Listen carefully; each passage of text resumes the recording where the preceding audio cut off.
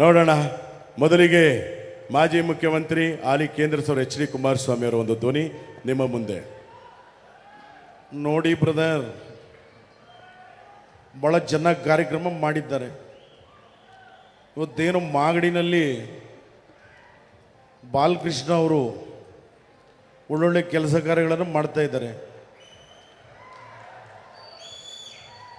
ರಾಜಕೀಯ ಬೇರೆ ಬ್ರದರ್, ಭಾಳ ಚೆನ್ನಾಗಿ ಕೆಲಸಗಳನ್ನು ಮಾಡಿದ್ದಾರೆ. ಇವತ್ತು ಡಿ ಕೆ ಸುರೇಶ್ ಅವರು, ಸನ್ಮಾನ್ಯ ಡಿ ಕೆ ಸುರೇಶ್ ಅವರಿದ್ದಾರೆ.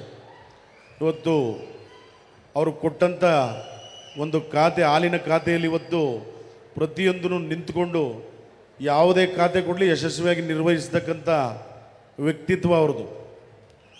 ಮುಂದಿನ ದಿನಗಳಲ್ಲಿ ಅವರು ದೊಡ್ಡ ಇನ್ನೂ ಉನ್ನತ ಹುದ್ದೆ ಕೇಂದ್ರ ಸರ್ಕಾರದಲ್ಲಿ ಮಂತ್ರಿಗಳಾಗಲಿ ಅಂತ ನಾವು ಆಸೆ ಪಡ್ತಾ ಇದ್ದೀವಿ. ಎಲ್ಲರಿಗೂ ನಮಸ್ಕಾರ, ಧನ್ಯವಾದಗಳು.